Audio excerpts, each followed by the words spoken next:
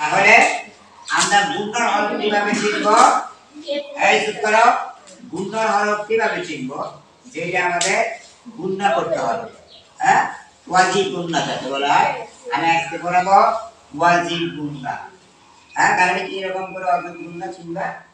হরকতের বাবে হরকতের বাবে হরকতের বাবে হরকতের বাবে নুনে বাবিলে নুনে বাবিলে হরকতের বাবে হরকতের বাবে নুনে বাবিলে নুনে বাবিলে তাসদীদ থাকিলে তাসদীদ থাকিলে ওয়াজিব গুণনা ওয়াজিব গুণনা গুণনা করিয়া করিতে হয় গুণনা করিয়া করিতে হয়